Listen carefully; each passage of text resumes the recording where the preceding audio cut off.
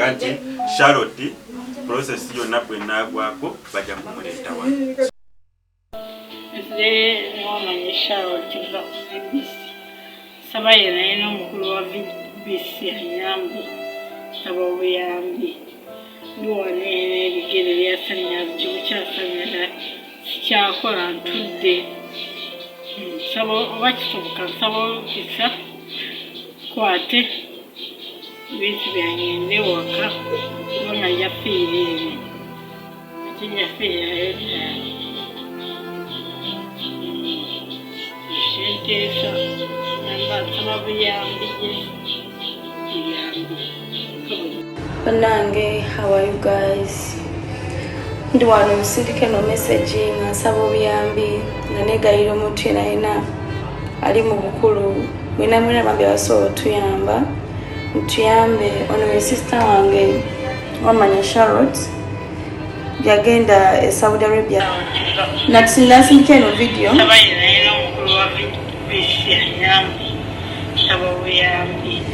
eno yembera je yalimu wetwamala okugana ba ne batugamba mwana bamutute mu dwaliro of which twali appreciative for that.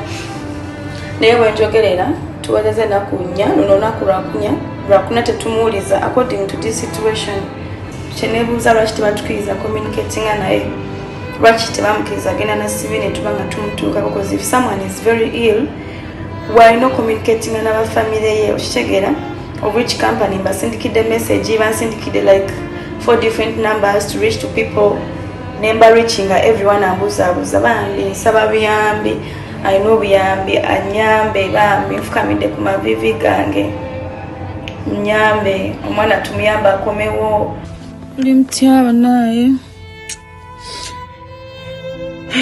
sekugera ku sister yange yafudde mamanya Charlotte.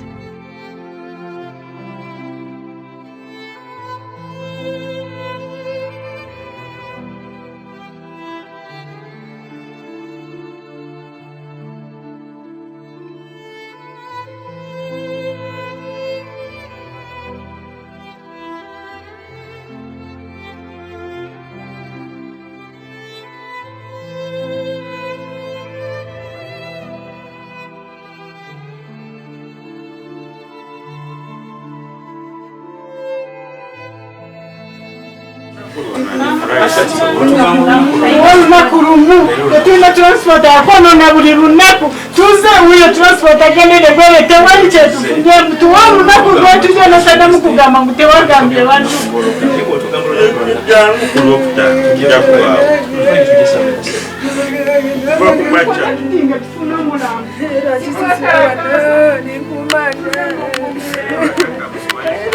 Nimbera mpaka Friday tunamweka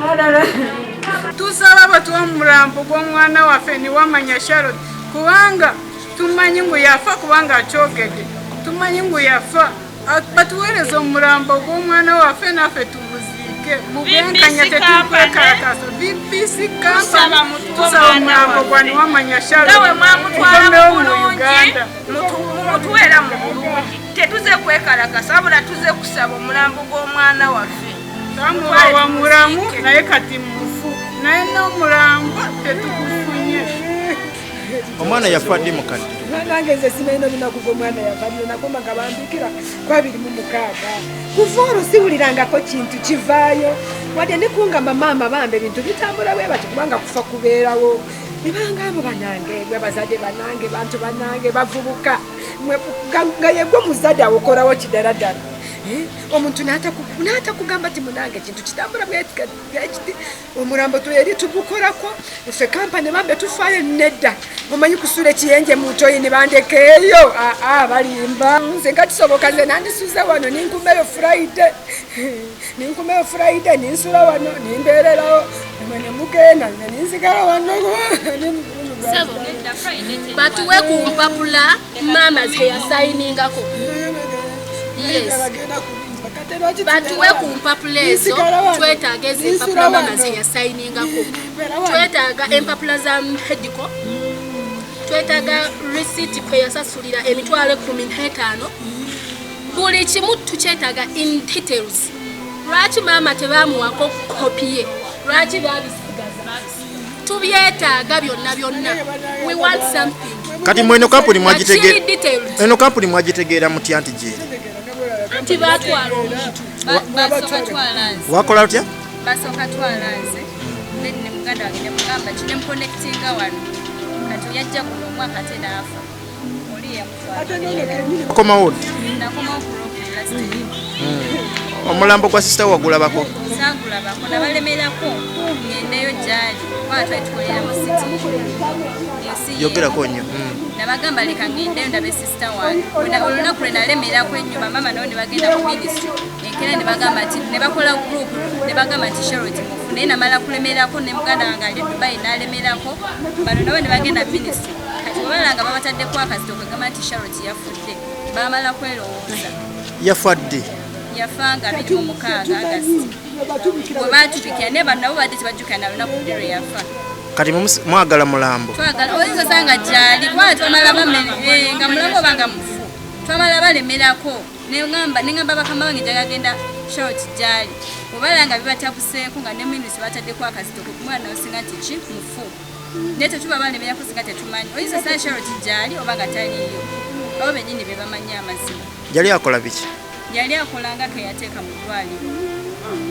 Kyembadde nkugamba abazadde entaba bayise ministre balina ne family bajja kugimukinga ku Friday. Tuwali kye bakweka information yonna bajja kugiwa entuufu n'omulambo gw'omwana bajja kukolera. Gwe mu kampuni eno okolanga ani? Ni mukozi waawo. Omulambo nga guluddeyo kiki? Gwolowooza ki ekigulwisizaayo? Haliwo process eri bakola postmortem n'ebirala ate teguluddeyo kubanga tuli mu weeks ngati process y'okuleeta omuntu afiiriddeyo eri etwala obudde naye bonna bali mutaaki kumuleetawo. Obagambye bakomewo ku Friday. Mawuli ki goyagala obbaa ku Friday? Bo bakomawo ku Friday kukima mulambo. Tunaba kumanya olunaku olutuufu naye information yonna ejja kubawanga minisitule yennyini egenda okubawa information naffe gye tufunye tujja kugibawa paka omulambo gwabwe bano Friday babadde bagamba baagala mpapula gye tugenda okubawa. Omwana omulala gwe bagenda naye sister wooli yafa agamba we yatuuka eri nga yagala akomewo temwamuwa ku buyambi kudda. Tewali kye tutamuwa buyambi bwonna fa abaaluluma. Eyo information gyabawa nkyamu. Tulina evidence nga bwe badde bagamba tebali mu WhatsApp group tebawa information ate bateereddeko audio maama we ng'amwali mu group. Buli kimu abadde akimanyi. Ffe bennyini abaamugamba akomewo kati bwe batwamugamba akomewo lwaki titwamufacilitating